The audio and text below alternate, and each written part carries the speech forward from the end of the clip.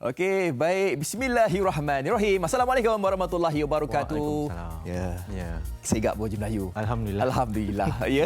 Okey, alhamdulillah hari ini bertemankan saya Fazil Fuad dan juga Hanif Miswan hari ini. Hanif, alhamdulillah dapat kita berdua-duaan hari ini di pagi Jumaat hari ini 8 Januari 2021, 24 Jambanil Awal 1442 Hijrah. Ya, dan hari ini kita harapkan lebih baik daripada hari semalam, dan kalau hari ini anda mulakan pagi anda dengan keadaan yang mungkin mendukacitakan ataupun dalam keadaan yang mungkin rasa macam marah dan sebagainya, kita cool down, sebab hari Jumaat ini banyaklah kita untuk banyak-banyakkanlah untuk kita bertenang dan juga untuk kita beristighfarlah bersama dengan penghulu segala hari pada hari ini. Kembali bersama kami pada hari Jumaat. Pastinya kita memulakan Jumaat ini dengan penuh barakah tetapi penuh kebimbangan semalam, apatah lagi dengan keadaan yang semakin tidak menentu, terutama di negara kita di Malaysia berkaitan dengan pandemik dan juga keadaan banjir.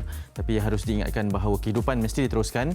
Kita perlu melalui segala cabaran ini dengan keadaan norma baharunya, dengan segala dugaan yang sedang melanda pada ketika ini beberapa negeri berkaitan dengan keadaan banjir. Dan pastinya kita akan sentiasa mengharapkan agar setiap usaha yang dilakukan, terutama kita mendoakan kesejahteraan rakyat yang lain, terutama yang sedang berdepan dengan segala musibah ini. Apapun, kami buka siaran pada pagi ini pastinya dengan ucapan terima kasih kepada anda semua kerana terus menjadikan kami antara siaran MSI sebagai tontonan pertama anda pada hari ini terutamanya. Dan kita ingin berbicara mengenai, mungkin kita buka dengan kebimbangan semalam lah. Selepas semalam baru saja saya sebenarnya ketika bersiaran bercerita mengenai kes COVID-19 yang tertinggi 2,700. Tapi semalam kembali dipintas rekod yang tidak perlu dibanggakan, 3,000 kes semalam, Fad. Betul, 3,000 kes ni sebenarnya adalah satu angka yang perlu untuk kita bimbangkan sekarang, di mana kita memang tidak pernah mendapat angka sebegini rupa. 1,000, 2,000 mungkin kita dah biasa, tetapi angka 3,000 ini dah mencecah lebih ni, 3,027 ini adalah satu angka yang membimbangkan kita kerana buat pertama kalinya Malaysia mencatatkan jumlah kes harian baharu tertinggi, iaitu 3,027 kes dan totalnya 128,465 kes. Dan pastinya ada 4 kes kematian baharu. Dan apa yang lebih membimbangkan semalam berkaitan dengan 3,000 kes terbabit berkaitan dengan penularan jangkitan tersebut, antaranya adalah membabitkan keseluruhan di komuniti berbanding sebelum ini, ianya lebih membabitkan kawasan terpencil, tertutup dan juga boleh dikawal. Tetapi berdasarkan statistik semalam, dan ini membabitkan negeri, kesnya di Johor mencatatkan kes paling tinggi, diikuti oleh Selangor. Dan boleh kita, ini baru saja boleh dikatakan bahawa di Johor sekarang ini kebanyakannya hanya satu saja ditangkap saja yang masih lagi zon kuning, tetapi kebanyakan zon semuanya telah bertukar menjadi merah. Ya, bukan sahaja di Selangor, di Johor, malahan kalau kita lihat di Pulau Pinang pun sama, dah tak nampak dah warna-warna lain selain pada warna merah ini. Apa yang kita harapkan juga bahawa kita perlu cakna tentang banyak perkara lah kalau kita lihat sekarang ini kes semakin lama semakin bertambah. Ada yang menjadi kebimbangan, KP Kesihatan pun mengatakan bahawa kalau dilihat dari segi R0 itu, yang sekarang ini 1.1, 1.2 dan dijangkakan bahawa semakin lama kadar COVID-19 ini berlaku di Malaysia, semakin lama semakin meningkat. Hari ini kita mencatatkan 3,000 dan tidak mustahil kita mencapai ke 5,000, dan pada bulan Mac nanti ataupun bulan April nanti kita akan mencecah 8,000 kes sehari. Sekiranya kadar keboleh jangkitan itu tidak berjaya diturunkan.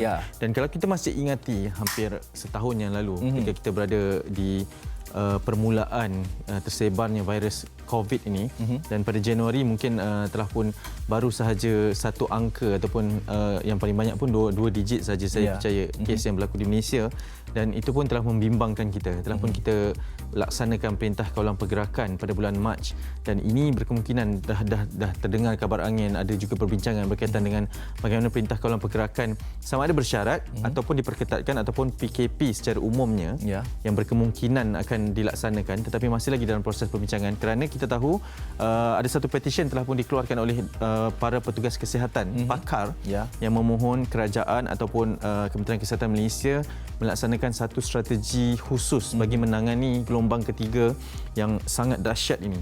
Dan perincian telah pun dilaksanakan bahawa berkemungkinan seperti dikatakan tadi, sekiranya nilai keboleh jangkitan ini kekal pada kadar 1.1 atau 1.2 pada unjuran yang dilakukan pada suku pertama tahun ini, Januari sehingga Mac ini, berkemungkinan kadar kes harian secara puratanya 6,000 ke 8,000 itu menjadi sesuatu yang normal buat Malaysia.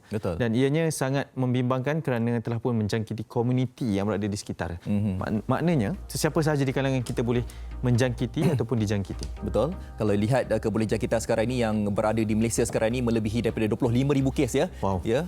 Bayangkan di persekitaran kita ni ada 25,000 orang yang masih tak mengetahui bahawa beliau ni dah terjangkiti sebenarnya COVID-19 ya. Bayangkan kalau mereka ini pergi ke mana-mana sahaja ya. Dan itulah dia, banyak kali dah kita bercakap tentang perkara ini, apa yang harus kita lakukan sebenarnya. Ramai yang dah tahu ya, untuk anda memakai pelitup muka, untuk menjaga penjarakan fizikal dan sebagainya. Tetapi apa yang boleh kita lakukan sekarang itu sahajalah ya. Nak lihat ataupun ya nak menunggu vaksin tu mungkin mengambil masa beberapa minggu lagi, beberapa bulan lagi, dan kalau vaksin itu dah sampai dekat Malaysia pun keberkesanannya pun wallahu alam kita tak mengetahui. Betul. Sebab lihat daripada negara luar itu yang mana dah mencuba vaksin itu, ada yang berjaya, ada yang tidak berjaya dan sebagainya. Tapi itulah dia peranan semua pihak lah, khususnya daripada peringkat kerajaan maupun kita sendiri harus memainkan peranan ni. Ya, saya percaya ada satu perkara yang paling mudah untuk kita fahami sekarang ni adalah berkenaan dengan sekiranya kita sedang menjalani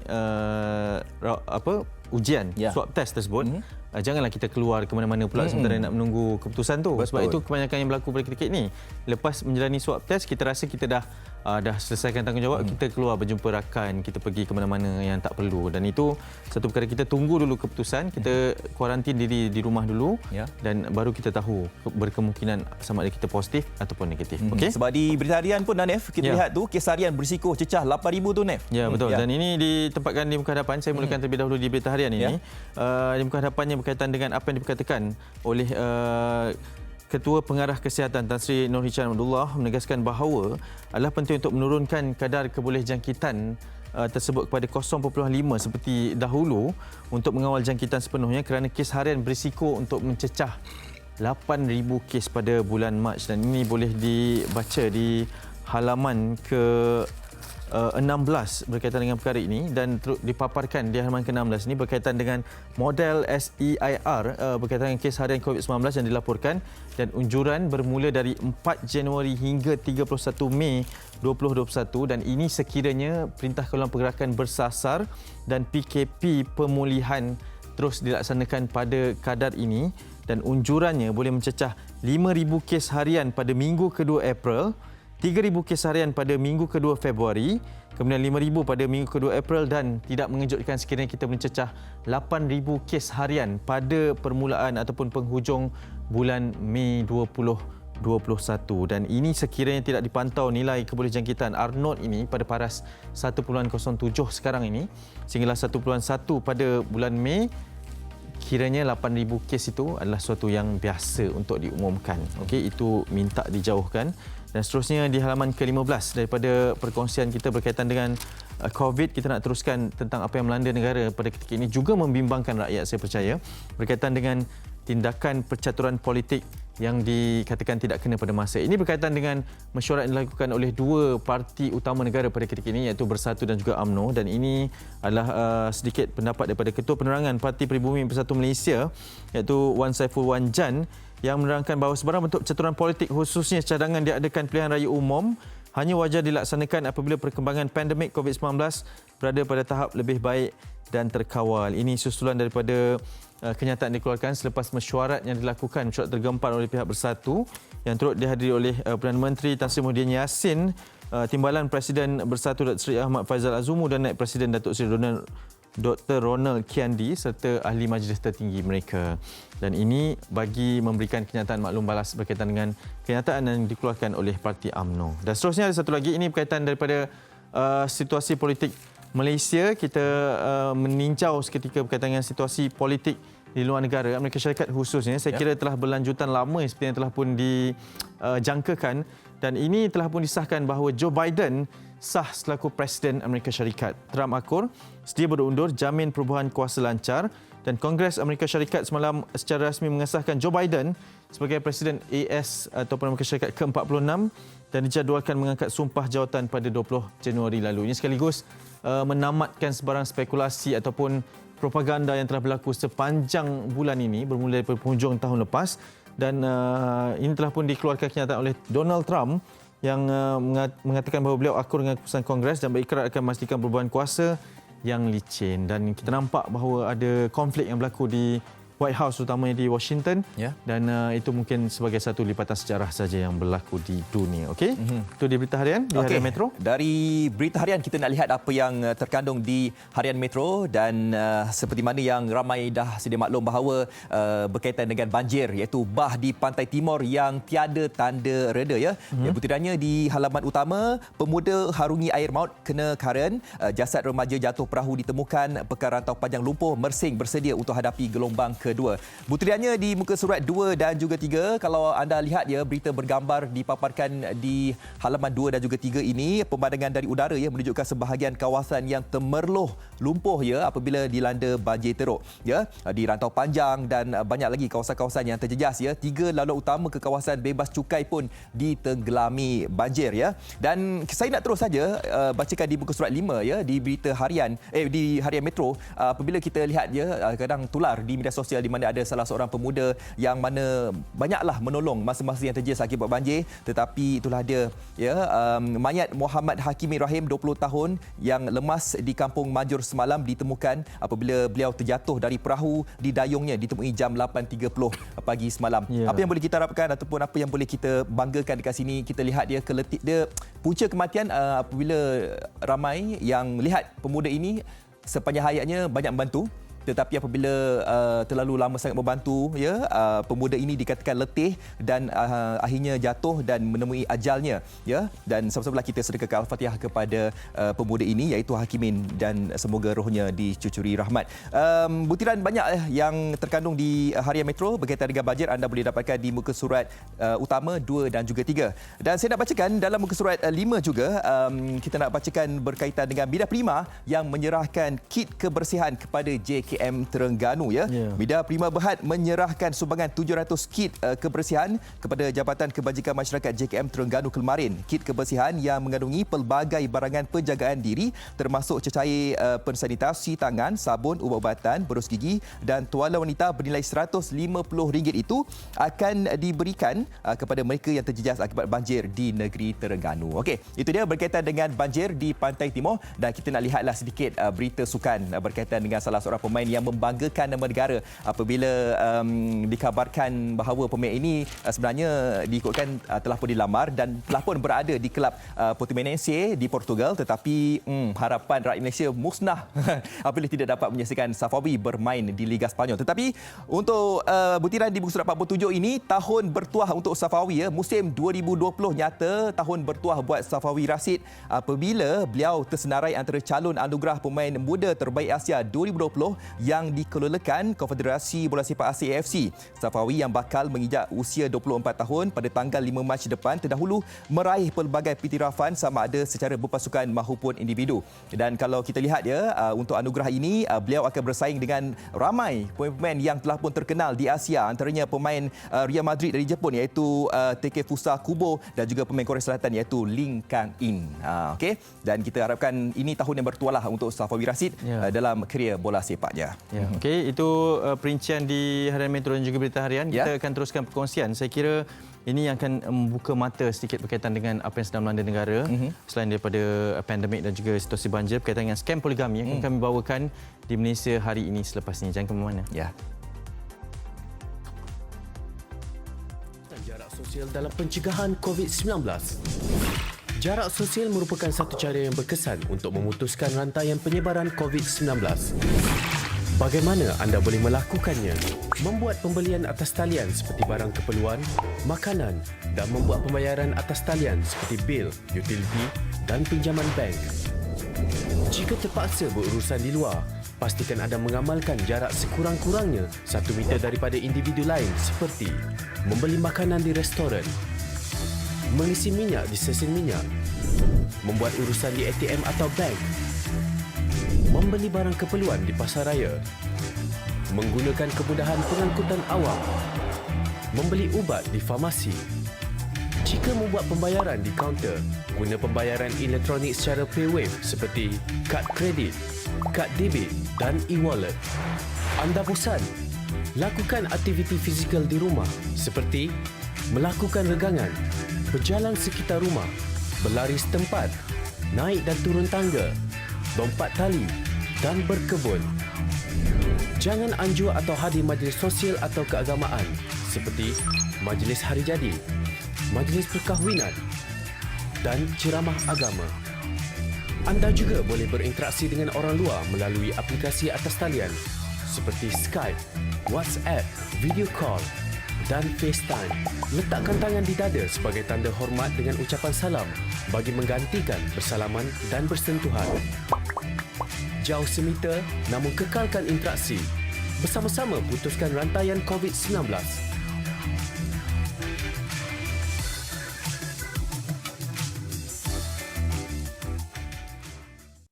Baik, pesanan demi pesanan pastinya akan kita terus kongsikan kepada anda, peringatan kepada kalian dan juga diri kita sendiri, Fazli. Ya, betul. Berkaitan dengan bagaimana ingin mencegah penularan wabak COVID-19 ini sesama kita. Dan sekarang ini kita ingin berkongsi juga bagaimana satu perkara yang boleh kita cegah. Ini berkaitan dengan scam poligami. Ya, scam poligami. Jangan senyum sangat. Jangan senyum sangat sebab kita pakai baju Melayu. Hari ini hari Jumaat. Sesuai untuk dinikahkan. Dan mungkin ada yang tukang jurunikah yang boleh berkata kita di sini. Ya, kita cerita pasal scam poligami ni. Sebab kalau sebelum ini mungkin mereka dengar macam-macam jenis scam dan tak sangka pula untuk poligami ni pun ada scam juga. Kalau lihat dari segi modus operandinya, kenapa perkara ini berlaku, sebab ada permintaan dan juga ada pembekal. Maksudnya dekat sini lelaki-lelaki ni mungkin nak berkahwin tetapi mungkin agak takut nak tanya dekat isteri. Berkemungkinan perkara itu pun salah satu punca lah berlakunya scam poligami. Baik, untuk itu kita mengalu-alukan kehadiran Tuan Muhammad Ajib Ismail, Pengarah Jabatan Agama Islam Malaysia Persekutuan bersama dengan kita. Selamat pagi. Assalamualaikum. Waalaikumsalam warahmatullahi wabarakatuh. Sigap bergaya, lebih sigap dari kami berdua. Tak, sebenarnya kedua-duanya lebih bergaya pada saya. Mungkin boleh kita mulakan berkaitan dengan satu kenyataan dikeluarkan oleh Menteri Jabatan Perdana Menteri Hal Agama berkaitan dengan scam poligami. Kita baru saja, kita belum reda dengan kartel daging baru ini. Dan sekarang ni ada pula scam poligami. Mungkin penerangan lebih lanjut, pencerahan kepada penonton berkaitan dengan apa sebenarnya yang dibangkitkan perkara ini. Silakan. Okey, terima kasih. Okey, yang pertamanya masyarakat kena faham apa peranan dan fungsi Jabatan Agama serta Mahkamah Syariah. Itu yang pertama. Dan yang keduanya, ke mana permohonan perlu dikemukakan sekiranya ingin berpoligami. Maksudnya mengikut Akta 303, Akta Undang-Undang Keluarga di wilayah Persekutuan, khusus untuk 3 wilayah lah, Kuala Lumpur, Putrajaya dan juga Labuan. Setiap pemohon yang ingin berpoligami perlu mengemukakan kepada Mahkamah Syariah. Dia perlu, maknanya setiap permohonan ini perlu ada syarat dia. Yang pertama ialah kenapa perkahwinan itu perlu.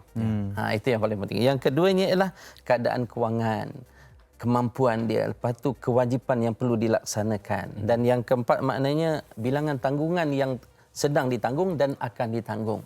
Dia perlu dikemukakan kepada mahkamah, bukan mudah sebab kita nak pastikan tidak akan berlaku darar syar'i kepada pemohon. Dan kemungkinan bila ini berlaku, maknanya adalah pihak-pihak yang mengambil kesempatan seperti yang disebut tadi. Sebab dalam menimbang setiap permohonan, mahkamah akan melihat yang pertama ialah kenapa perkahwinan poligami ini perlu dilakukan. Yang kedua ialah kemampuan suami itu sendiri, dan ketiga ialah dari sudut kemampuan memberi nafkah zahir dan batin.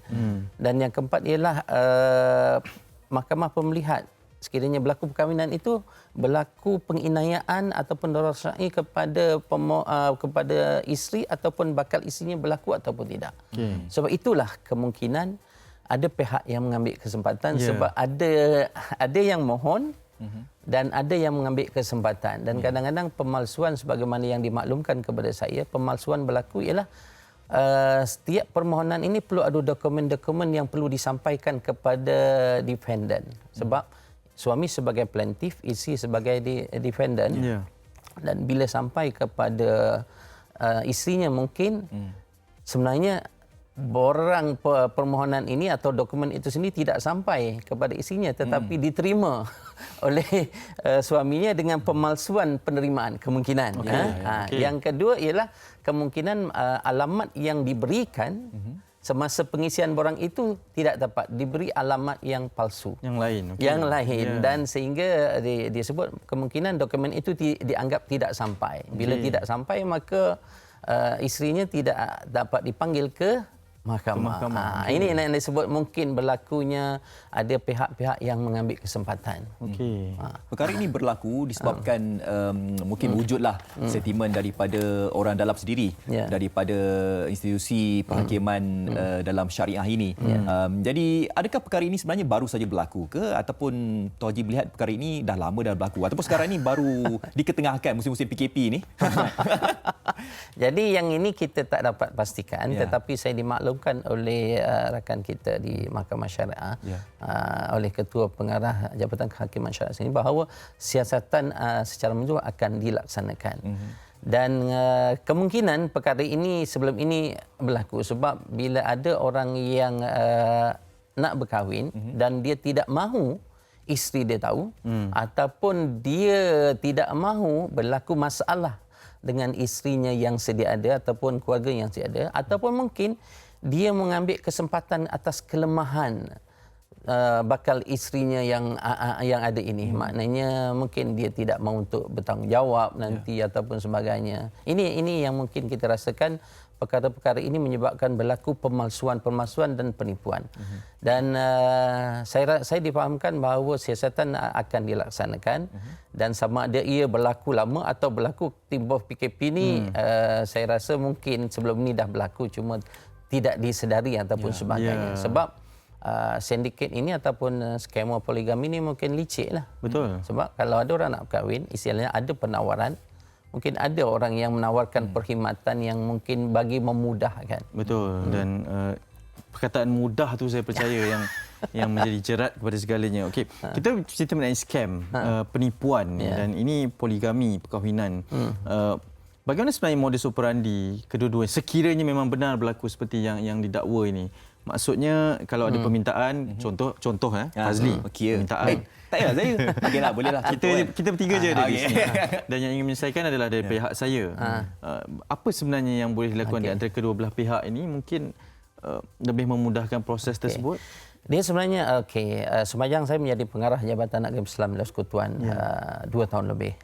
Memang ada kadang-kadang pihak yang mendatangi saya kata memohon untuk berpoligami. Dia kata difahamkan ada pihak yang boleh memudahkan. Macam mana Jawi boleh memudahkan? Saya kata kita perlu mematuhi segala akta yang berkuat kuasa, iaitu akta undang-undang keluarga. Bermaksud ada pihak yang cuba untuk membuat penawaran. Bila ada pihak yang cuba membuat penawaran, kalau kita sebagai penjawat awam, kita patuh kepada akta dan undang-undang yang berkuat kuasa, maka kita akan menolak permintaan mereka dan mereka akan cari lagi. Dan dia, ketika inilah akan wujudnya dikatakan ulat-ulat. Kita sebut ulat-ulat. Ulat-ulat yang mengatakan bahawa dia mempunyai kenalan di agensi-agensi tertentu yang membolehkan. Dan mungkin masa itu ada pihak yang maksudnya melihat adanya ruang. Ruang itu sendiri sebagai contoh, dia kata tak apa, sebagai contoh perkara ini mudah saja mungkin dengan dokumen-dokumen yang sedia ada tu mungkin diberitahu. Dan kalau suami boleh untuk meniru tanda tangan isteri, sebagai contoh, berlakulah pemalsuan penerimaan dokumen. Di sini ini berlaku kadang-kadang. Dan sebenarnya pemohon sebenarnya tidak tahu di peringkat asalnya. Tetapi bila adanya pihak-pihak yang mungkin memberi ruang dan juga jalan, berlakulah di situ satu pemalsuan.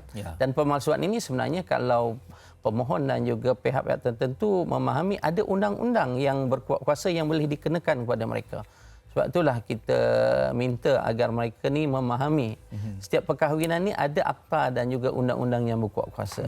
Okey, baik Tuan Haji, apabila seseorang itu ingin berpoligami, secara ini pintu belakang lah, mereka ni dah memalsukan dokumen-dokumen tersebut dan telah pun selesailah. Ada majlis akad nikah dan sebagainya. Akhirnya dah berkahwin lah. Dan pasangan ini telah pun dikurniakan anak. Bagaimana Haji dari segi hukum syaraknya, hukumnya bagaimana? Anak itu bagaimana, statusnya bagaimana Haji? Okey, dalam konteks pemalsuan dan penipuan itu ada akta dan undang-undang yang berkuat kuasa. Dalam konteks kelulusan itu sendiri, mahkamah maknanya yakin bahawa dokumen yang dikemukakan itu adalah dokumen yang genuine. Sebab itu mahkamah membuat pertimbangan bergantung kepada dokumen dan akuan yang dibuat oleh pemohon dan juga saksi-saksi yang dipanggil. Jadi mahkamah apabila tidak tahu bahawa ada berlaku pemalsuan atau penipuan, dia akan membuat keputusan dan buat pertimbangan berdasarkan kepada apa yang dikemukakan ketika itu. Dan bila berlakulah selepas itu adanya pihak yang memaklumkan berlaku pemalsuan, itu isu yang lain. Maknanya kita anggap bahawa anak itu adalah anak yang selepas saja suatu permohonan itu diluluskan mahkamah, barulah bawa ke Jabatan Agama yang berkaitan, barulah proses permohonan nikah itu dilaksanakan seperti biasa. Dan bila diijab kabul, sahlah pernikahan itu. Cuma apabila dah berkahwin, contoh maknanya setahun 2 tahun, tiba-tiba isteri pertama tahu, buatlah aduan kepada mahkamah ataupun pejabat agama, berlakulah siasatan. Ketika itulah makna pihak-pihak yang terbabit dengan pelanggaran undang-undang boleh didakwa di bawah mahkamah. Ada 2 seksyen yang berkaitan. Seksyen yang pertama ialah seksyen 38 Akta Undang-Undang Keluarga, iaitu Akta 303. Maknanya bagi yang nak berhajat untuk membuat penipuan ataupun pemalsuan akuan, kena dengar bahawa dalam Akta 303 Seksyen 38, mana-mana orang bagi maksud mendapatkan suatu perkahwinan di bawah akta ini dengan sengaja membuat satu akuan atau penyataan yang palsu, maka orang itu melakukan satu kesalahan dan hendaklah dihukum denda tidak melebihi 1,000 atau dipenjarakan tidak melebihi 6 bulan atau kedua-duanya. Ini seksyen yang pertama, Seksyen 38. 1,000 atau 6 bulan penjara ataupun kedua-duanya. Seksyen 30 Akta Kesalahan Jenayah Syariah Wilayah Persekutuan 1997, Akta 559, di bawah kesalahan memberikan keterangan dan pemakluman palsu. Ini sebut tadi akuan palsu tu. Mungkin maknanya menipu tanda tangan isteri, itu yang paling ataupun menipu alamat sehingga dokumen-dokumen tidak dapat disampaikan kepada defendant dan akhirnya isterinya tidak dapat hadir ke mahkamah dan mahkamah buat keputusan based on keterangan. Mana-mana orang yang memberikan keterangan palsu atau memalsukan keterangan bagi maksud ia digunakan dan apa-apa peringkat dalam suatu prosedur kehakiman di mahkamah adalah melakukan satu kesalahan yang apabila disabitkan boleh didenda tidak melebihi RM3,000 ataupun dipenjara tidak melebihi 2 tahun atau kedua-duanya sekali. Maknanya ini antara akta atau undang-undang yang berkuat kuasa, dan kita perlu faham bahawa biarlah suatu perkahwinan itu perlulah ikhlas. Yang kedua, tujuannya baik. Yang ketiga, seorang suami yang gentleman macam you all berdua ni, InsyaAllah. dia pastinya akan berani untuk menyatakan kehendak dan keinginan. Sebab perkahwinan kita biarlah dengan hati yang ikhlas. Untuk apa? Untuk bahagia. Betul. Til jannah kata orang muda lah. Betul. Sehingga ke syurga. Nasib baik isi saya punya ni sign susah. Oh susah. Kau tak ada hati pun dah. Nasib baik.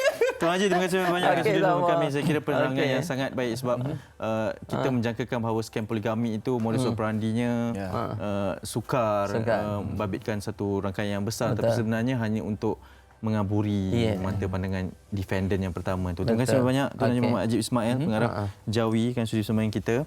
Segak selepas ni ke office saya percaya. Okey, ke office, betul. Jangan ke mana-mana yang lain pula ya. Lepas ni saya boleh menerima anda ke office saya. Betul. Tapi bukan urusan nikah ya. Okey, baik. Itu dia perbincangan menarik saya rasa. Dan kalau anda yang nak berpoligami tu, tepuk dada dan selera lah. Tengok juga kita punya pendapatan kewangan kita tu bagaimana kan.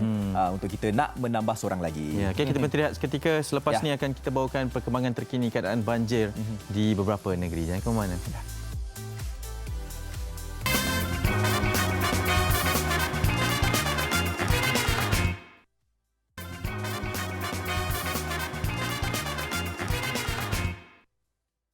Kembali bersama kami di Malaysia hari ini, dan pastinya kepada anda yang baru saja bersama kami di TV3 ataupun di Facebook Live Malaysia TV3, terima kasih banyak-banyak dan terus memberikan sokongan, dan untuk itu kita akan kongsikan beberapa perkembangan keadaan banjir.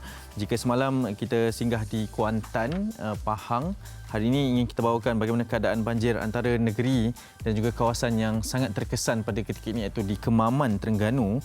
Dan untuk itu bersedia bersama dengan saya di sesi panggilan video adalah Encik Muhammad Nur Hadi Muhammad Yusof, Pegawai Kebajikan Masyarakat Daerah Kemaman pada ketika ini. Assalamualaikum, selamat pagi. Waalaikumsalam, Pak Haji. Ya, terima kasih Cik Nur Hadi kerana sudi sumbangan kami. Mungkin boleh kongsikan terlebih dahulu sebenarnya berada di lokasi mana dan apa sebenarnya yang berlaku di sana di Kemaman. Silakan. Okey, kita pagi ini saya berada di pusat pemindahan PPS di Sekolah Menengah Agama Al-Falah. Ya. Sekarang ni masa di pusat di Sekolah Al-Falah ni ketua keluarga seramai 172 keluarga. Okey. Dan masa 781 masa lah. Dia melibatkan dua perumahan di kawasan Sekolah Al-Falah ni lah. Cik Nur Hadi, mungkin dah berapa hari mangsa ini dipindahkan dan bagaimana keadaannya di sekitar pusat pemindahan sementara ini? Mungkin keadaan bertambah baik atau dijangka akan lebih ramai yang akan ditempatkan di sana? Okey, kalau ikutkan di Sekolah Al-Falah saja, kita bermula operasi memindah sekitar 2 hari lah. Ada yang kita dah mula ada pada semalam dan sambung pada hari ini. Dan situasi yang kita tengok daripada pagi semalam antara pukul 1 hinggalah ke subuh dan pukul 6 tadi, air semakin menaiklah di kawasan perumahan mereka. Wow. Dan dianggarkan untuk hari ini dah melebihi kepada 1,000 lah untuk yang masa berpindah di sekitar Kemaman. Untuk di Sekolah Al-Falah sahaja, proses memindah buat masa sekarang ni telah dihentikan dahulu sebab kita dah melebihi had maksimum di Sekolah Al-Falah ni lah. Ya. Okey, baik. Maksudnya dah mencapai kapasiti maksimum di sana. Mungkin Cik Nur Hadi boleh tunjukkan kita keadaan sekitar di kawasan pusat pemindahan sementara ini bagaimana, sebab kita melihat banyak kemah-kemah sementara ini yang diletakkan oleh NADMA. Kita untuk kemah sementara ini kita mengikut SOP yang disediakan oleh NADMA dan Kesihatan lah. Untuk penjarak sosial dan sebagainya, dan kita akan beri sekali dengan pintuk muka lah untuk mengekalkan SOP yang ditetapkan. Dan untuk masa sekarang ni kita melihat masih lagi berada di dalam kemah ataupun kubikel yang disediakan. Dan baru saja menunggu makanan pagi ni lah. Ya. Keadaan di sana maksudnya kubikel ini ataupun kemah kecil ini yang diberikan satu keluarga satu kubikel atau melihat kepada kapasiti masing-masing? Okey, kalau mengikutkan had yang ada di Kemaman ni, kita sekarang ada dalam 1,300 buah kubikel lah. Okey. Untuk menampung keseluruhan masa di Kemaman, memang kalau ikut terhad dan tidak mencukupi, kita akan utamakan warga emas, ibu yang mengandung ataupun yang menyusu lah. Okay. Dan selebihnya baru kita bagi kepada masa-masa lain lah. Apa alternatif lain sekiranya keadaan mungkin minta dijauhkan tapi sekiranya keadaan menjadi lebih buruk dan mungkin ada alternatif lain untuk diberikan penempatan kepada mangsa-mangsa yang seterusnya? Okey, untuk penawatan sedia ada, PPS sedia ada, kita akan tambahkan lagi masa-masa di sekolah yang berdekatan di sekitar kawasan yang tidak terjejah lah. Okay. Dan kita akan mengekalkan SOP yang sedia ada lah. Kalau tiada kubikel yang disediakan ni, kita akan letakkan tirai untuk penghadang untuk mengelakkan daripada berlakunya wabak COVID-19 ni lah. Betul. Ini ibarat dua masalah yang berganda dengan pandemik dan juga banjir. Cik Nur Hadi, terima kasih banyak-banyak kerana sudi bersama dengan kami. Mungkin selepas ini boleh meneruskan tugasan yang mulia ni dalam memberikan bantuan kepada penduduk setempat. Ya, boleh. Ya. Sampaikan salam kepada saudara di belakang tu. Okay. Yang turut setia menemani Cik Nur Hadi Muhammad Yusof, Pegawai Kebajikan Masyarakat Daerah Kemaman. Terima kasih banyak. Kita jumpa lagi insya-Allah untuk perkembangan seterusnya. Okey. Ya. Terima kasih. Baik, itu dia sedikit perkembangan di Kemaman, Terengganu, dan memang antara yang terjejas pada ketika ini dan seperti yang dilaporkan oleh Encik Muhammad Nur Hadi Muhammad Yusof berkaitan dengan berkemungkinan keadaan menjadi lebih teruk berbanding keadaan sekarang ini. Apapun kita doakan agar sekali ini dipermudahkan urusan saudara-saudara kita di sana. Kita nak berhenti rehat seketika kerana selepas ini kita akan berkongsi pula berkaitan dengan keadaan di Temerloh bersama dengan Fazli. Jangan ke mana-mana.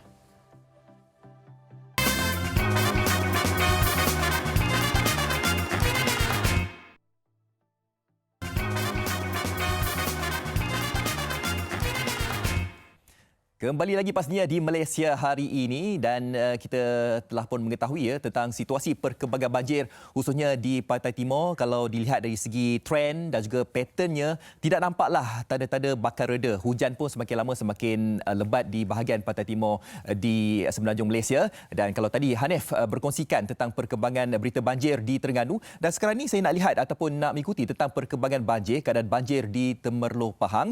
Dengan itu saya bersama dengan Timbalan Komisioner Polis ACP Muhammad Yusri Othman, Ketua Polis Daerah Temerloh yang telah pun berada di talian sekarang ini. Assalamualaikum Tuan. Waalaikumsalam. Okey, baik Tuan. Saya difahamkan Tuan pun terkandas juga ya. Ingin balik ke rumah disebabkan keadaan banjir di sana yang semakin meningkat. Mungkin Tuan boleh kongsikan tentang pengalaman itu Tuan?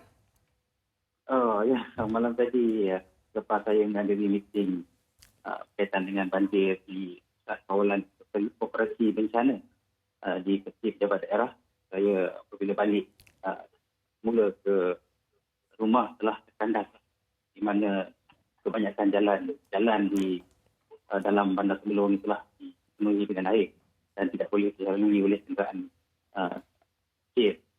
Jadi saya terpaksalah malam di ibu pejabat polis daerah Temerloh sehingga pagi ini, dan muncul ada laluan yang diberikan oleh pihak PNB melalui jalan belakang PNB, dan saya dapat melalui jalan untuk balik ke rumah. Itulah pengalaman yang agak cemaskan juga lah malam tadi.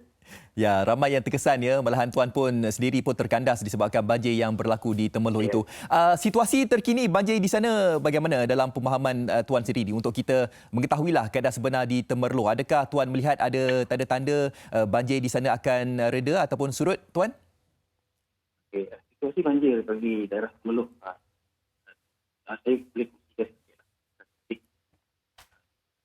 masa banjir yang telah pindah hingga jam 8 pagi. Tadi sebanyak 64 buah pusat pembinaan sementara telah ditutup, di mana keseluruhan mangsa keseluruhan telah dipindahkan ramai 7,556 orang dari 2,100 keluarga. Dan walaupun keadaan cuaca pada hari ini tidak hujan, tetapi limpahan air daripada Sungai Pahang masih lagi di paras bahaya, di mana ia melepasi paras bahaya dan telah melimpahi masuk ke taman-taman perumahan, ke bandar-bandar, dan juga boleh dikatakan hampir jalan-jalan di bandar Temerloh dan juga di Mentakak dipenuhi dengan air sehingga kedalaman antara 1 hingga 2 meter. Ya, kalau lihat dari segi visual tinjauan udara sekarang ini pun kita dapat lihat ya keadaan banjir di bahagian khususnya di Temerloh sekarang ini disebabkan limpahan Sungai Pahang yang telah pun melimpah ruah ya, dan berada di paras bahaya untuk penduduk yang terjejas akibat banjir di sana. Bagaimana Tuan melihat pengurusan dan juga penyelarasan operasi di peringkat Tuan sendiri di sana, Tuan? Alhamdulillah, Jawatan Pengurusan Bencana Daerah yang diketuai oleh pegawai daerah Temerloh telah melaksanakan beberapa rancangan dan juga plan untuk kita menangani banjir ini, terutamanya bagi membantu mangsa-mangsa banjir yang terkandas, yang terputus bekalan, dan kita sekarang memang giat berusaha dalam proses untuk menyampaikan bekalan kepada seluruh mangsa-mangsa banjir yang terkandas.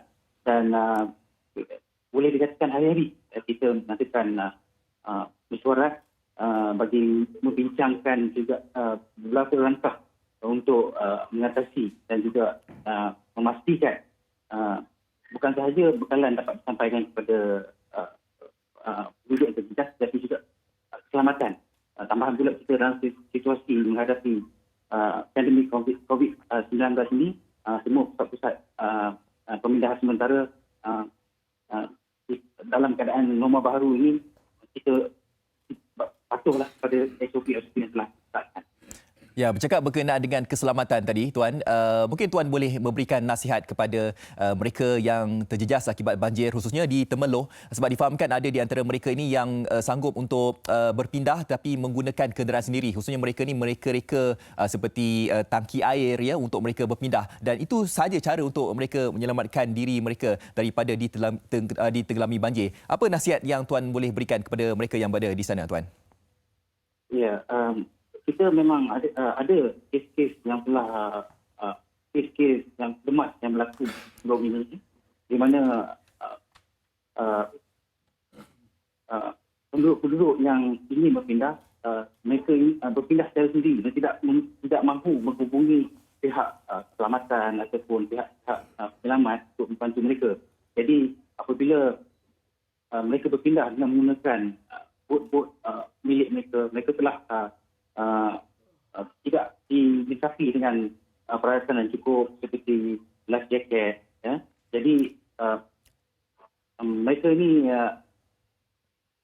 kurang mahir juga dalam pengendalian bot. Jadi bahaya bagi mereka. Jadi saya menasihatkan supaya semua penduduk ataupun mereka-mereka yang terjejas dengan banjir ini apabila berpindah menghubungi pihak keselamatan untuk membantu mereka. Biarlah pihak keselamatan ataupun polis, bomba, APM yang membantu mereka untuk memindahkan mereka. Betul. Kemudian nasihat saya lagi kepada mereka yang telah berada di pusat-pusat pemindahan sementara ini supaya jangan balik ke rumah untuk melihat keadaan rumah sehinggalah keadaan banjir reda.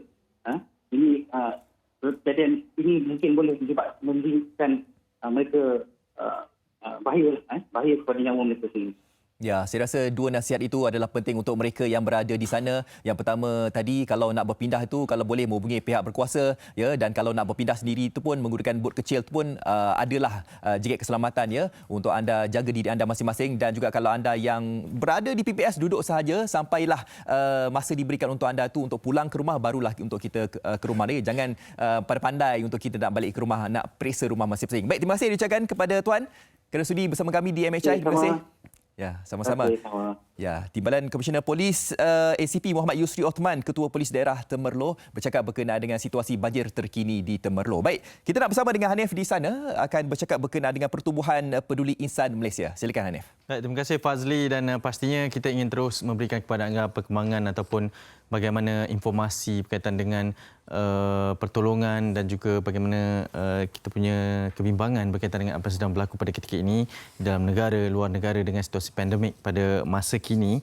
Dan sekarang kita ingin berikan kepada anda juga berkaitan dengan apa yang sedang melanda saudara-saudara kita di Syria. Dan untuk itu kita bawakan Ustaz Muhammad Luqmanul Hakim Muhammad Rizwan, Pengerusi Pertubuhan Peduli Insan Malaysia, yang saya kira salah sebuah pertubuhan yang sangat memberikan pertimbangan kepada mereka yang berada di Syria terutamanya. Mungkin kita tahu pada ketika ini dalam menjaga kebajikan saudara kita yang berada di Syria, musim sejuk yang bakal melanda pastinya akan menimbulkan pelbagai kebimbangan kepada mereka. Difahamkan Ustaz bersama dengan pasukan peduli insan akan turut pergi ke sana dalam masa yang terdekat. Mungkin boleh kongsikan perjalanan tersebut, Ustaz?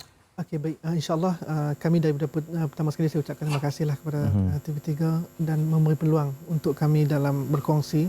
Dan insyaAllah Peduli Insan sendiri dengan beberapa pasukanlah, beberapa wakilnya, insyaAllah akan bergerak ke Syria pada 13 hari bulan nanti. Okay. Yang mana kita akan cuba untuk sampaikan sumbangan-sumbangan yang telah kita buat sepanjang musim sejuk untuk mereka. Yang mana kalau kita lihat, Tuan, dari sudut keperluan mereka yang pada hari ini berdepan dengan kesejukan yang lebih daripada minus sifar darjah Celsius, yang begitu sejuk, dan mereka hidup di dalam kamp pelarian yang kita kata beralaskan hanya setebal kain kanvas. Sudah tentu sesuatu yang begitu sukar untuk mereka hadapi. Jadi tujuan kita, alhamdulillah, hasil daripada sumbangan orang ramai dan dermawan-dermawan di luar sana. Jadi kita cuba untuk pergi dan sampaikan dan melihat sendiri bagaimana proses pengagihan dan bagaimana kita kata proses meringankan beban mereka ini dapat kita lihat dan tinjau. Mudah-mudahan akan kita kata kalau ada perkara-perkara baru ataupun problem-problem baru yang mereka hadapi dapat kita bawa dan kongsikan dengan penduduk Malaysia ni, insya-Allah. Ya, Ustaz, berita mengenai misi kemanusiaan. Kita faham bahawa di sana dengan masalah perpanjangan yang berterusan, betul, masalah kebuluran, seperti yang dikatakan, mereka ini hanya dibekalkan dengan keperluan yang sangat minima, betul, dalam menghadapi kehidupan ini. Mungkin antara keperluan sebenar yang mereka perlukan di sana, yang menurut pemerhatian Ustaz sendiri, apa sebenarnya yang mereka perlukan? Bila kita sebut keperluan mereka itu sebenarnya banyak, tapi dari sudut yang paling mereka perlukan, paling asas untuk kehidupan mereka adalah bagaimana mereka nak selamatkan diri mereka daripada musim sejuk yang cukup rakus inilah. Antaranya adalah pemanas, yang mana pemanas ini adalah satu keperluan asas yang mana digunakan untuk mengurangkan kesejukan di dalam kemah-kemah mereka. Dan seterusnya adalah baju sejuk dan selimut.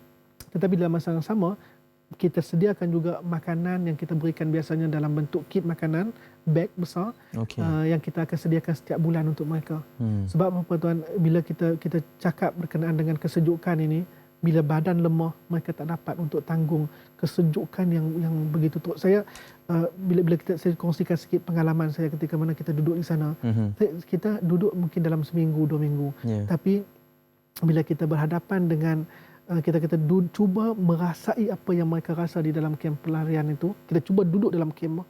Kita dapati bahawa mustahil kita mampu untuk duduk dalam suasana yang seperti ini tanpa ada kepanasan dan kehangatan untuk bantu kita berhadapan dengan kesejukan ini. Jadi bila kita fikir mau ataupun tidak, perkara ini perlu dikongsikan bersama, perlu kita war-warkan, perlu ada bantuan untuk kita kurangkan kadar kematian, kadar kesakitan akibat musim sejuk ini. Ya, Ustaz, maklumkan kami telah beberapa kali pergi ke sana sejak daripada permulaan dilancarkan misi bantuan ini. Mungkin boleh kongsikan antara pengalaman-pengalaman yang berada di sana dan bagaimana sebenarnya mengenali mereka secara peribadi, apa sebenarnya yang menjadi motivasi utama untuk meneruskan survival kehidupan yang sangat mencabar bagi mereka ini. Sebab saya hanya melihat video-video yang dikongsikan ini, tapi Ustaz sendiri melihat dengan betul. mata. Pertama sekali, bila kami pergi beberapa tahun ini, biasanya kita pergi pada bulan 1. Bulan 1 ini adalah bulan yang paling teruk mereka hadapi musim sejuk. Tuan bayangkan ketika mana kita bincang berkenaan dengan banjir, biasanya kita boleh pindah dari rumah kita ke penempatan sementara. Tetapi mereka hidup di penempatan sementara dan dipenuhi dengan banjir. Tak dapat tidur kerana air penuh dan semua itu kita kata bebanan demi bebanan yang mereka terima dan mengakibatkan sebahagiannya sudah tak mampu untuk tanggung kerana musibah demi musibah, suami meninggal disebabkan oleh kematian dan peperangan ini, tinggal ibu tunggal yang terpaksa menyara anak-anak, ditambah dengan musim sejuk, sesuatu musibah yang tak dapat mereka tanggung. Saya kongsikan sedikit bagaimana selalu saya sebut bagaimana mereka ini berdoa setiap malam, ya Allah bantu kami, dan rupa-rupanya jawapan kepada doa mereka itu datangnya daripada ribuan kilometer, daripada orang yang berbeza wajahnya, bercakap dengan bahasa yang berbeza, dan kita sampaikan sumbangan, menangis mereka kerana mereka kata kami tak sangka yang datang memberi sumbangan itu orang yang sejauh ini. Dan ini sebenarnya bukan sekadar kita suapkan sesuatu di mulut mereka, tetapi kita memberikan sokongan bahawa kami tak akan tinggalkan anda bersendirian, tapi kami bersama dalam kesusahan ini. Apa motivasi Ustaz sebenarnya bersama dengan pasukan peduli insan ini? Fahamkan dari 2015 telah menyalurkan misi kemanusiaan ini, dan mungkin secara merangkumkannya mesej kepada rakyat Malaysia juga untuk sama-sama memberikan bantuan. Pertama sekali, apabila kita tengok statistik ataupun satu dapatan yang dibuat oleh PBB mengatakan bahawa krisis di Syria ini adalah krisis yang terburuk di abad ini. Jadi ketika itu masih belum banyak yang cuba untuk berdepan. Masih ada tetapi belum ramai, dan kebetulan saya pula pelajar di sana dulu. Jadi itu menguatkan bagaimana mereka satu ketika dulu membantu pelajar-pelajar, tak berkira dalam memberikan sesuatu. Jadi kita percaya menjadi tanggungjawab kita. Pertama sekali atas dasar kita seagama dengan mereka, dan yang kedua atas dasar mereka adalah keluarga kita yang jauh, tetapi mereka tetap keluarga kita. Jadi tidak perlu kita hulurkan sesuatu yang mereka bukan berhadapan dengan kesukaran untuk kita kata sedikit-sedikit gitu, tetapi kesukaran untuk nak teruskan kehidupan. Jadi kesukaran ini jika sama-sama kita sambut, sama-sama kita berganding bahu, saya percaya ini sesuatu yang meringankan mereka, membahagiakan kita, insya-Allah. Betul, membahagiakan kita itu satu perasaan yang saya kira selagi kita tak turun padang, kita takkan rasa. Betul.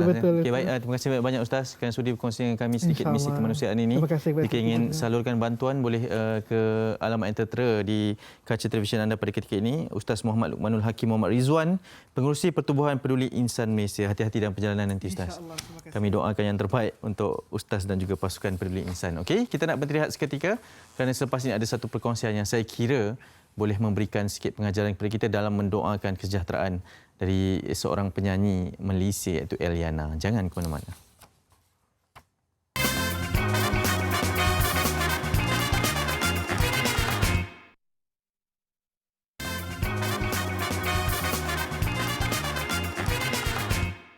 Baik, kembali bersama kami di Malaysia hari ini dan pastinya saya tidak kesuranganlah pada segmen kali ini. Saya kembali bersama dengan rakan duet saya pada pagi ini. Ya, Fad. Rakan duet Ya. Teringat macam nak menyanyi pula duet. Betul. Okey Nef, kita nak bercakap berkenaan dengan Eliana ni. Eliana ni secara peribadinya saya mengenali beliau. Okey. Saya kenal beliau tapi beliau tak kenal saya lah. Okey. Maknanya kita samalah. Sama.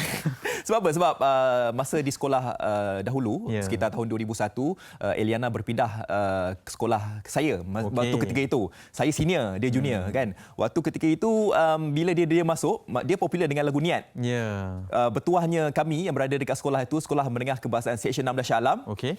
Artis masuk kan sekolah tu. Jadi kita rasa waktu macam itu dia dah menyanyi dah. Dia menyanyi dah. Wow. Dia berpindah ke sekolah saya. Jadi kita rasa teruja lah kan bersama dengan Eliana waktu ketika itu.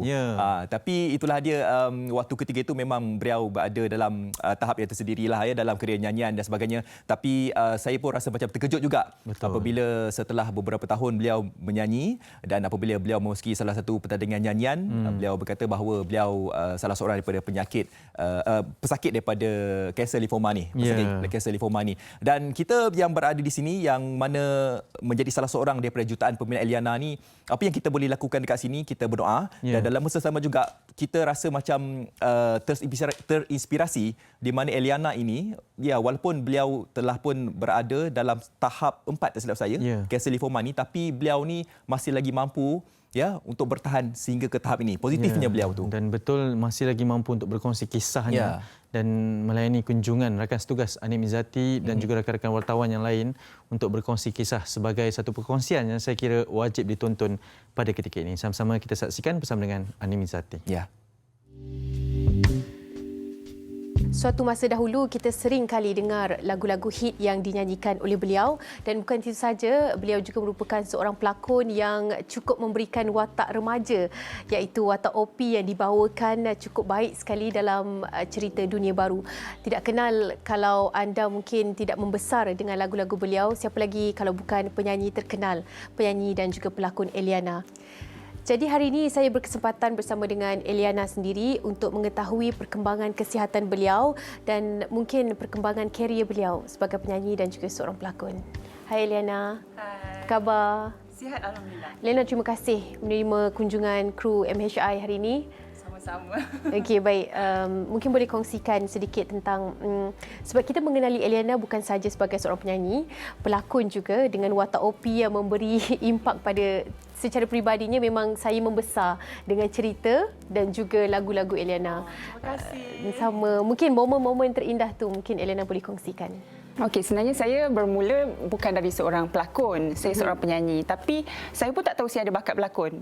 Jadi watak OP tu dalam cerita Dunia Baru tu itu secara kebetulan sebab sebenarnya saya datang casting Dunia Baru tu bukan kerana saya nak datang ataupun dijemput, tetapi saya teman kawan saya sebenarnya. Jadi teman kawan pergi Grand Billy audition and then tiba-tiba saya dipanggil pula masuk kat dalam. Jadi bila panggil saya buat je lah macam biasa, saya dengan tak prepare dengan baju, seluar jin koyak. Saya tak tahu watak apa pun sebenarnya. Hanya bawa diri Eliana sendiri saja. memang sebab masa tu lepas habis SPM. Jadi tak nak duduk kat rumah. Mak asyik bebel lah kalau kita duduk rumah kan. Jadi keluarlah ikut kawan. Jadi tiba-tiba tak lama lepas tu diorang call, awak dapat watak OP. Hah? Macam okey. So kebetulan macam cerita tu pula cerita college. Jadi saya pula tak berpeluang untuk masuk college untuk sambung belajar. Jadi saya macam fikir macam inilah pengalaman, inilah peluang saya untuk feel macam mana rasa duduk kolej. Yes, kebetulan kita orang syuting kat Unicell masa tu, jadi dapatlah merasa jadi student macam tu. Okey, watak tu memang bagi satu impak dekat dalam dunia kita tau sebagai remaja. Nak ikut style rambut Eliana, nak ikut style diet Eliana masa tu. Jadi nak ikut semua watak yang memang menjadilah orang kata. Dan itu juga menjadikan nama Eliana semakin melonjak naik. Boleh ingat tak anugerah-anugerah yang dapat masa tu bagaimana? Anugerah-anugerah yang dapat sebenarnya anugerah yang saya dapat semasa saya menyanyi. Saya jadi seorang penyanyi. Pelakon saya belum lagi dapat. Tapi setiap kali kalau anugerah mesti ada pencalonan lah. Tapi belum rezeki lagi dapat lah. Masa menyanyi, pengalaman menyanyi untuk mendapatkan lagu yang bergenre pop ballad, pop rock, itu memang kita nampak suara Eliana je lah yang unik untuk genre-genre sebegitu. Sememangnya masa mula menyanyi, itu adalah genre pilihan Eliana? Pada mulanya, menyanyi pun bukanlah pilihan saya, bukanlah cita-cita saya. Sebab saya dibesarkan dengan keluarga yang jarang beli majalah. Kalau bapa saya bawa balik surat khabar daripada office je. Jadi saya tak terdedah dengan dunia hiburan sangat. Jadi kebetulan di sekolah saya kan kita ada persatuan kan. Jadi saya memilih Dikir Barat. Masa tu Dikir Barat tak berapa nak aktif sangat. Jadi macam budak-budak sekolah, jadi macam kawan-kawan malas nak pergi persatuan. Time persatuan kita nak lari kononnya, carilah persatuan yang paling tak aktif. Tiba-tiba bila saya masuk, Dikir Barat tu jadi aktif pula. Jadi saya tiba-tiba ni semua tiba-tiba tau. Tiba-tiba dipilih jadi tukang karut. Jadi dari situlah tercetusnya macam mana saya boleh jadi penyanyi. Sebab komposer Patrick Kamis kebetulan juga dia cikgu pemindahan kalau daripada Sarawak ke cikgu pindah. Cikgu sementara di sekolah saya. Jadi dia nampak bakat saya, dia yang offer saya jadi penyanyi. Tiba-tiba jadi penyanyi. Itulah mulanya bidang nyanyian dalam hidup Eliana. Itulah bermulanya bidang nyanyian. Jadi semua ni secara tiba-tiba dalam hidup saya ni Allah macam dah aturkan ini adalah pekerjaan kau walaupun ini bukan cita-cita kau macam tak tu. Pernah plan pun sebenarnya nak berada dalam industri. Tak pernah langsung. Kalau kita ingat semula Eliana punya nama ni yang secara peribadi saya sendirilah yang memang pilih lagu untuk lagu karaoke dan sebagainya pada tahun 2000 tu lah kan. Bermula pada tahun 2000, 2005, 2007 itu adalah tahun yang memang memuncaklah nama Eliana ni. Pada ketika itu macam mana sambutan peminat? Ingat lagi tak? Pada masa tu, pada awal-awal tahun 1999, 2000, 2001 tu dia penyanyi remaja tak ada sangat. Tiba-tiba tahun 2000 semakin ramai penyanyi remaja. Jadi saya adalah salah seorang penyanyi remaja pada waktu itu. Jadi memang penerimaan peminat sangat luar biasalah masa tu. Tapi sebabkan kita tak ada media sosial macam sekarang, saya rasa macam ada ke orang minat ni? Melainkan orang bagi surat dekat kita lah. Pada zaman tu kan kita tak dekat dengan peminat sangat. Macam agak jauh, bukan macam sekarang kan. Jadi saya sangat appreciate masa tu bila peminat bagi hantar surat, dalam surat ada bedak, ada duit, diorang bagi duit. Kalau kat raya mesti ada duit raya, diorang tampal guna selotip. Lepas tu ada peminat yang sanggup daripada Singapura datang ke rumah. Tak tahu macam mana diorang boleh dapat alamat. Lepas tu yang telefon rumah hari-hari berdering. Tak cakap dengan Eliana. Tapi tak tahu macam mana diorang boleh dapat nombor telefon. Itu masalah dia. Sampai sekarang saya tak tahu. Okey, ada tak apa-apa sahajalah pemberian daripada peminat yang masih lagi disimpan sampai sekarang? Ada. Ya. Okey, apa tu surat? Yang bestnya mak saya ni pengumpul barang-barang peminat saya. Jadi apa sahaja yang diberikan tu dikumpul. Ya, jadi salah satunya adalah yang benda yang pusing-pusing keluar bunyi keluar lagu tu. Dia sayang nak buang. Saya kata benda tu sampai dah patah tapi dia sayang nak buang. Dia kata sebabkan orang appreciate anak dia, jadi dia appreciate apa pemberian orang macam tu. Dan satu lagi adalah peminat saya, dia pergi kumpul gambar-gambar saya masa saya daripada awal sampai sekarang. And sekarang ni dia dah kahwin, dah ada anak. dia lepaskan pada saya benda tu. Jadi itulah macam album lah, dia buat album macam folio. Mungkin boleh ceritakan latar belakang keluarga Eliana. Eliana anak keberapa dalam beberapa adik-beradik? Okay. Eliana adalah artis satu-satunya selebriti dalam keluarga kan? Betul. Maknanya pencetus dalam dunia hiburan ni Eliana kan? Betul. Yang sebelum-sebelum Eliana tak ada? Tak ada. Mungkin boleh ceritakan. Okey, saya 4 beradik dan saya anak nombor 2. 3 perempuan dan seorang lelaki. Ibu saya dulu bekerjalah, tapi semenjak adik saya yang nombor 3 lahir, dia dah stop bekerja, jadi suri rumah tangga sampailah sekarang. Dan bapa saya pekerja biasalah, kerja biasa. Kami dari keluarga yang biasa, sangat-sangat biasa, tapi mencukupi semuanya. Dan mak saya seorang yang suka menyanyi. Dari sekolah dia suka menyanyi. Bakat ni dapat daripada mak ke? Saya rasa daripada mak. Ya. Okay. Saya rasa daripada mak. Ikut mak menyanyi dulu masa kecil-kecil? Tak, mak saya ni jenis menyanyi kat sekolah dia je. Lepas tu dia menyanyi kat rumah macam tu je. Dia tak menyanyi depan orang ramai macam buat show ke apa, tak ada. Pemalu. Okey. Dan bila kita cerita tentang tahun yang memberi ujian lah pada Eliana kan. Tapi kita tahu Eliana ni jenis yang bukan ingin menunjukkan apa yang dilalui. Mungkin pada detik yang pertama sekali bila Eliana tahu yang Eliana kena kanser, Eliana boleh kongsikan detik tu?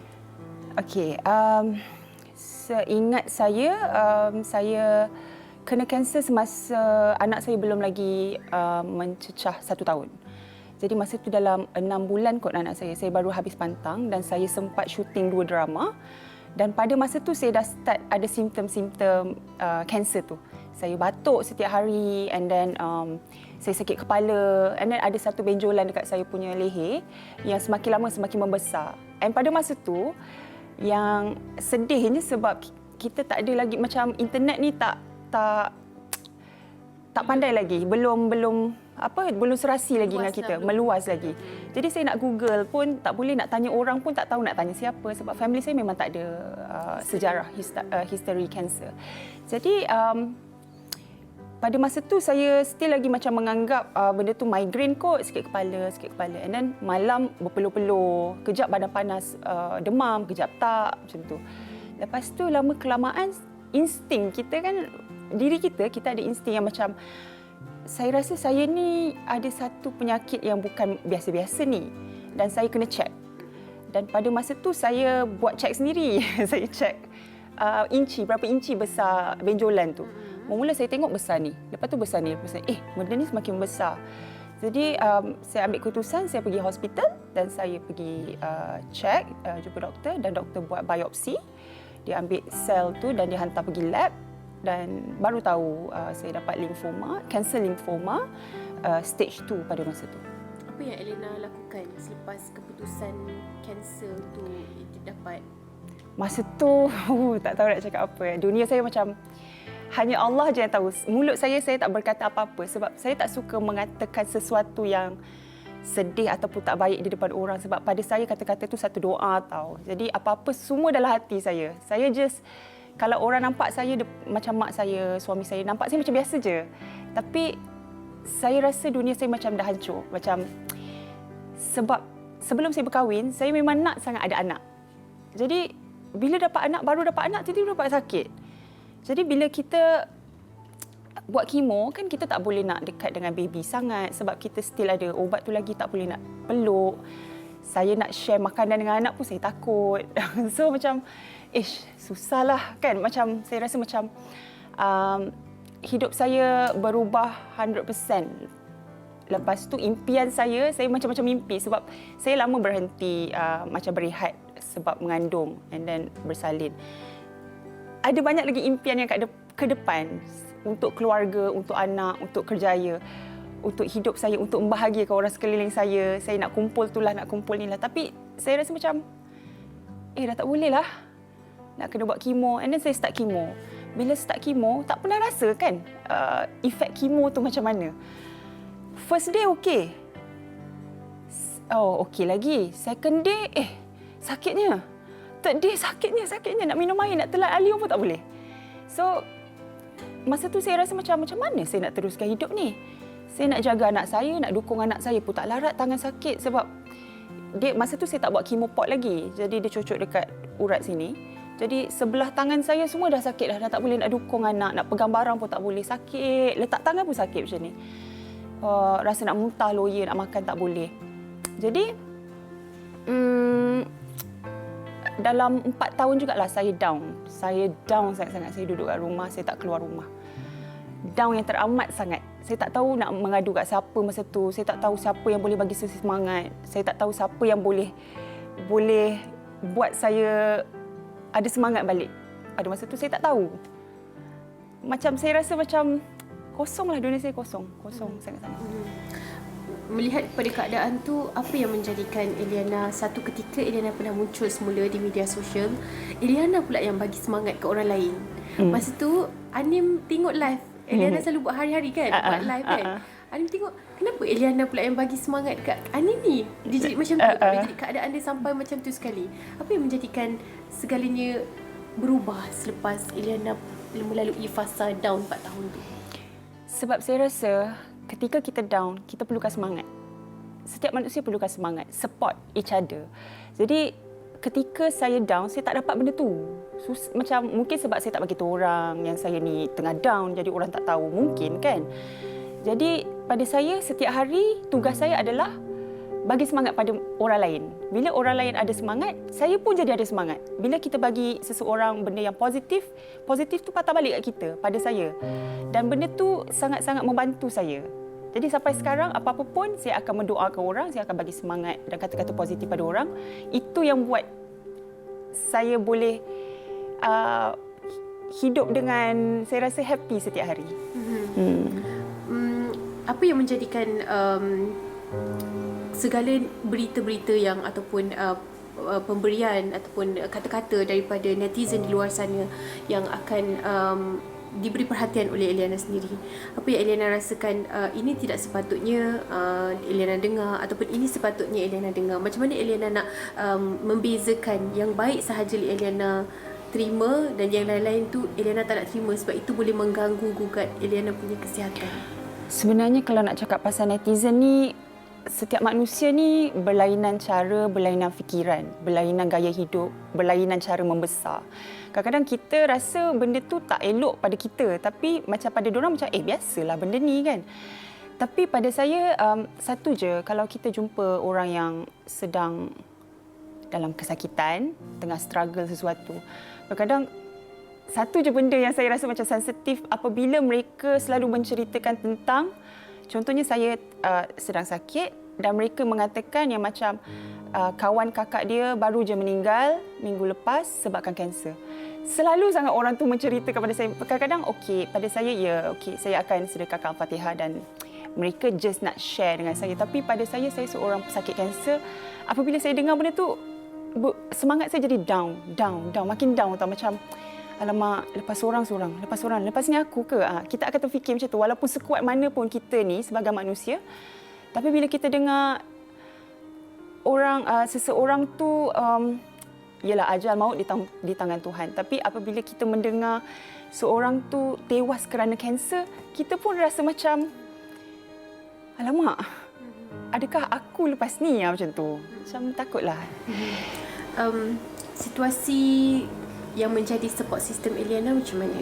Keluarga yang, sebab baru-baru ni juga kita tadi dapat nampak Eliana ambil anak angkat kan? Adakah itu pun salah satu untuk menceriakan hidup Eliana? Itu keputusan yang memang Eliana sendiri yang nak lakukan? Kongsikan.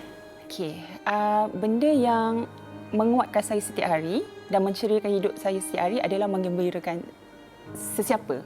Semua orang, menggembirakan orang sekeliling saya. Jadi apabila saya ambil anak angkat, yang di dalam kesusahan, tak ada orang yang akan nak menjaga dia tak ada keluarga apa semua. Jadi bila saya jaga dia, saya buat kebaikan untuk dia, maksudnya saya jaga dengan penuh kasih sayang. Bila saya belikan dia barang, dia happy, saya rasa happy. Dan of course keluarga. Saya kalau saya dapat happykan keluarga saya rasa macam tak ada apa lagi yang aku nak dalam hidup. keluarga aku dah happy, aku cari duit pun untuk keluarga. Kadang-kadang saya tak fikir pasal diri saya pun. Kalau saya bekerja, saya akan fikir macam, okey, duit gaji ni nak bawa diorang pergi mana? Macam tu. Okey, duit gaji ni nak belikan diorang apa? Macam tu. Saya tak fikir pasal saya pun. Sebab apabila saya menggembirakan diorang, saya akan gembira, kadang-kadang seminggu gembira. Tapi kalau saya belikan barang untuk diri saya rasa macam sekejap je. Alah. Kadang-kadang beli handbag mahal. Okey, suka. Lepas tu, besok rasa macam, bila nak pakai lagi? Macam tak ada apa pun saya rasa. Tapi kalau kita menggembirakan orang lain, saya rasa lebih happy lah sebenarnya. Itu je. Tak tahulah orang lain ke, tapi saya macam itulah. Keadaan Eliana sekarang ini, sebab baru-baru ini kita ada baca artikel yang Eliana agak serius, dia serang balik pada stage yang keempat, katanya hampir pada stage yang kelima. Apa yang dirasai oleh Eliana sendiri?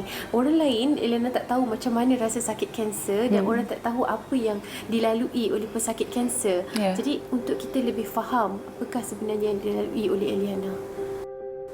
Okey, terus terang saya katakan di depan kamera saya akan begini. Saya akan nampak okey, saya akan nampak macam, alah sedihnya sekejap, saya akan nampak macam macam saya tak akan tunjuk yang saya sakit sekalipun sampai bila-bila. I'm so sorry. Sebab saya tahu ramai juga yang macam tak percaya saya sakit ataupun kata saya tipu sakit. Saya takkan tipu sakit. Sakit ni bukan benda main-main. Ramai yang macam selagi manusia kan, selagi mereka tak nampak depan mata, selagi tu mereka tak akan percaya. Tapi saya nak minta maaf awal-awal, saya memang tak akan tunjuk yang saya sakit depan kamera sebab saya seorang penghibur. Saya nak menghiburkan orang. Saya bukan nak orang simpati pada saya ataupun apa. Saya cuma nak doa orang-orang luar sana je untuk saya. Setiap kali mereka sembahyang ke, mereka berdoa ke, saya nak minta diorang ingat nama saya je. Itu je. Tapi di belakang kamera, saya sebenarnya sakit. Saya struggle. Saya struggle sangat. Saya struggle. Macam pesakit kanser lain juga, saya sakit sepanjang masa sebab tahap saya bukan tahap yang rendah lagi, saya tahap yang dah agak kritikal juga sebenarnya. Tapi saya cuba untuk teruskan hidup dengan kehidupan yang positif. Saya tak nak fikir saya sakit sebab benda tu akan menyakitkan saya lagi. Jadi saya hidup macam biasa, saya buat macam biasa. Saya positifkan diri. Kalau perlu buat kemo lagi, saya akan buat. Tapi sebelum tu, sebab saya dah ada keluarga, dah ada anak apa semua, saya tak boleh terus pergi hospital yang buat kemo. Saya kena prepare dulu. Anak macam mana, keluarga ni macam mana. Macam itulah. Jadi sebenarnya sama je. Saya dengan pesakit kanser lain sama je. Kalau di rumah saya terbaring. Thank you. Kalau di rumah, saya tak banyak penggerakan sangatlah. Sebab saya sekarang cepat penat. Kadang-kadang bangun sini nak pergi ke sofa tu pun dah penat, rasa penat. Macam mana Eliana nak? Yelah, sebab anak tengah membesar kan. Masa kita nak manja, nak main dengan dia. Tapi dalam masa yang sama, Eliana ada condition yang Eliana kena handle sendiri. Eliana kena tahan. Dan dalam masa yang sama nak bagi perhatian kepada anak. Itulah benda yang kekurangannya saya sebagai seorang ibu apabila sedang sakit dan anak sedang membesar. Saya tak dapat jadi macam ibu-ibu lain. Pernah juga anak saya komplain walaupun dia tahu saya sakit. Tapi ialah budak kan. Dia kadang-kadang dia cakap, alah bunda, jomlah. Mak orang lain pergi je. Kenapa bunda tak pergi? Cinta tak nak lah. Sedih kan kita sebagai seorang ibu, kita rasa macam, alah, teruknya aku. Tapi bunda tak larat cinta. Bunda sakit kan. Dia faham, tapi cuma lumrah budak kan. Dia pun nak juga mak dengan bapak dia sama-sama pergi kan. So entahlah. Jadi saya sekarang ni jalani hidup apa adanya dan saya try untuk fahamkan anak-anak saya yang mak dia sakit, tapi mak dia try untuk kuat. Dan satu hari nanti awak pun akan membesar, awak pun akan ada masalah dan tanggungjawab dalam hidup, awak pun kena kuat macam tu. Saya tak boleh tunjuk saya lemah depan anak-anak sebab nanti diorang dah besar, nanti diorang nampak mak dia lemah, nanti diorang pun lemah. Macam tu. Sebab memang kita kenal Eliana seorang yang memang tidak akan menunjukkan kelemahan dan ini semua. Ada yang bagi persepsi berbeza lah. Nampak tu yang keluar dia macam tak nampak sakit pun. Ini sebenarnya yang dilalui itu mereka tidak tahu. Di sebalik perkara tu pasti Eliana ada sebab tersendiri. Kenapa Eliana nak menonjolkan diri dengan keadaan yang hanya baik sahaja. Tak nak nampak yang lain-lain tu. Satu dari segi once saya tunjukkan kelemahan saya, mental saya pun jadi lemah. Sebab satu lagi sebab career saya. Saya bermula, saya dah dalam industri ni kalau tahun ni 21 tahun. Selama ni tujuan saya dalam industri ni, dalam kerjaya saya ni untuk menghiburkan orang. Jadi buat apa saya asyik nak cerita pasal sakit depan orang. Sedangkan saya masuk dalam industri ni untuk menghiburkan orang, bukan untuk buat orang sedih ke ataupun benda-benda lain buat nak minta simpati ke apa. Jadi saya rasa tak perlulah kot macam tu. Bermacam-macam rawatan yang dilakukan. Dah berhabis berpuluh ribu ataupun mungkin lebih daripada itu hanya untuk rawatan dan sebagainya. Setakat ini apa yang diharapkan oleh Eliana? Adakah masih lagi menjalani rawatan seperti yang biasa pesakit kanser jalani ataupun apa yang lebih penting yang Eliana prefer untuk dijalani? Okey, untuk tahun-tahun yang pertama, awal-awal tu sampai pertengahan, saya dah sibuk dengan kesana ke sini, pergi hospital, berubat apa semua. Tapi kenikmatan hidup tu saya tak dapat. Jadi sekarang ni saya nak chill dengan family saya, nak relax, saya nak saya jalani positive life je lah sekarang ni. Dengan family, happy-happy, ketawa-ketawa. Sebab pada saya kalau saya pergi masuk hospital, saya buat kemo apa semua, saya dah terlantar kat atas katil. Saya tak boleh nak gurau-gurau dengan anak sangat sebab lemah, badan saya lemah kan. Jadi benda tu tak membantu saya. Membantu dari segi kesihatan tapi dari segi jiwa saya tak dapat benda tu. Jadi saya nak jiwa saya ni happy sebenarnya. Bila jiwa saya happy, saya rasa badan saya sihat. Jadi sekarang ni saya break dulu dengan perubatan, tapi saya adalah amalkan apa suplemen yang membantu menaikkan imun badan dan juga healthy food pun ada saya amalkan dan healthy life macam tu. Itu saja sekarang ni. Macam mana kalau mungkin orang nak tahu adakah Eliana masih lagi aktif dengan show ataupun masih lagi menerima tawaran-tawaran yang mungkin selepas mereka tengok kembalinya Eliana dalam MHI, mungkin ada sedikit nak memanggil Eliana ataupun apa respon Eliana kalau ada tawaran-tawaran sebegitu? Sebenarnya sebelum PKP hari itu saya baru habis syuting. Okey, baru juga 13 episod drama dan masa PKP dah terlampau lama sangat rehat. Saya rasa macam energi pun dah down sebab kita tak bergerak pergi mana, tak buat apa kan. Tapi lepas ni kalau ada kerja-kerja yang saya rasa tak mengganggu kesihatan saya ataupun apa, saya tetap ambil macam biasa sebab itu adalah life saya, kehidupan saya kan. Jadi tawaran tu masih lagi okey je lah. Masih lagi okey. Tapi saya akan tengok dulu. Sekarang ni masa untuk memilih sikit lah. Kalau dulu mungkin semua saya ambil tapi sekarang ni saya akan memilih sikit. Bagaimana mereka yang ingin tahu tentang keadaan Eliana selepas ini, adakah Eliana masih lagi aktif update di media sosial ataupun perkembangan itu dipilih untuk di privatekan sikit, diprivasikan sedikit? Okey, sekarang ni kalau buka Instagram saya memang saya privatekan sebab sebelumnya IG saya kena hack sebenarnya. Jadi sekarang ni saya smallkan circle tu. Bila buat live kan best kalau macam tak beramai sangat orang. Kadang-kadang bukan peminat setia pun. Diorang just nak stalk kita je kan. So kadang-kadang komen-komen diorang menyakitkan hati. Jadi saya select sikit siapa-siapa yang berjiwa baik, berhati baik, duduk dalam tu dia diam. Boleh sama-sama tengok perkembangan kan? Yes, tapi mungkin lepas ni kita akan buka balik lah.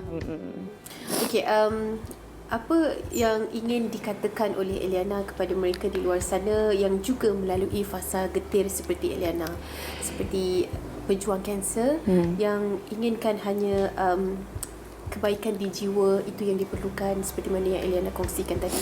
Mungkin sedikit daripada Eliana. Okey, kepada semua pesakit-pesakit kanser dan juga pesakit-pesakit kronik di luar sana, satu je saya minta, jangan putus harapan dan jangan hilang semangat. Sebab harapan dan semangat itu sangat penting untuk kita fight dengan penyakit kita. Dan jangan mengharapkan orang lain untuk memberi kita positif, menjadikan kita positif. Diri kita sendiri pun boleh jadikan kita positif. Maksudnya kalau kita nak, kita boleh buat. Contohnya hari ini aku nak jadi orang yang sihat, aku nak jadi orang yang bersemangat dan kuat. Cakap dengan diri sendiri dan bagi tahu diri sendiri, dan kita boleh benda tu. Sebab kadang-kadang ada orang yang mengharapkan orang lain, orang sekeliling untuk bagi dia semangat. Kalau tak, dia akan down. Macam saya dululah, awal-awal dulu. Tapi lama-kelamaan kita tak boleh harapkan orang. Sebenarnya diri kita sendiri. Dan banyakkan berdoa dengan Allah lah. Itu je. Keputusan Eliana untuk mengambil pendekatan yang positif, mengambil pendekatan yang terus kuat ini menjadikan Eliana seorang pejuang kanser selama 9 tahun ni. Masih lagi berjuang, tapi 9 tahun adalah tempoh yang cukup lama. Bila tengok ketabahan Eliana itu, pastinya ada sesuatu yang dipelajari daripada dugaan yang diberikan kepada Eliana.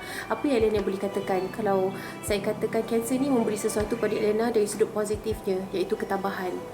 Apa yang Eliana boleh huraikan dengan perkara yang dipelajari daripada musik? Okey, pada awalnya saya rasa tertekan dengan apa yang Allah bagi pada saya. Masa tu saya tak faham lagi. Maksudnya kita tengah huha-huha, tengah happy-happy hidup, tak pernah fikir pun akan jatuh sakit ataupun jatuh terduduk macam ni kan. Tapi lama-kelamaan bila saya duduk bersendirian, saya macam terfikir, kenapa Allah bagi aku dugaan ni, dugaan besar ni? Sedangkan aku bukannya orang yang jahat sangat. Nakal adalah macam tu kan. Tapi lama-lama saya terfikir, kalau Allah tak bagi aku dugaan ni, mesti aku jadi lagi macam ni kan? Kalau Allah tak bagi aku macam ni, mesti aku tak matang lagi kan macam ni. Kalau Allah tak bagi aku dugaan ni, mesti aku lagi macam nakal lagi kan. So, saya rasa macam Allah ni maha baik sebenarnya. So, dia nak jaga kita, dia bagi kita dugaan. Kalau kita sabar, kita dapat pahala yang banyak berganda. So, saya bersyukur sebenarnya apa yang saya dapat hari ini. Tapi saya nak minta satu je, tolong kuatkan saya, tu je. Okay. Terima kasih Eliana. Kita harapkan yang terbaik, pastinya dari sudut kesihatan Eliana sendiri, dan juga terus kuat menjalani fasa selepas ini. Terima kasih juga yang kita ucapkan kepada mereka yang sentiasa menyokong Eliana, dan juga pastinya kita di sini bukan sahaja untuk berkongsikan perkembangan Eliana, tapi kita juga ingin sama-sama memberikan semangat secara jitu kepada Eliana untuk beliau terus menghadapi saat getir, untuk beliau terus kuat menjalani fasa-fasa selepas ini.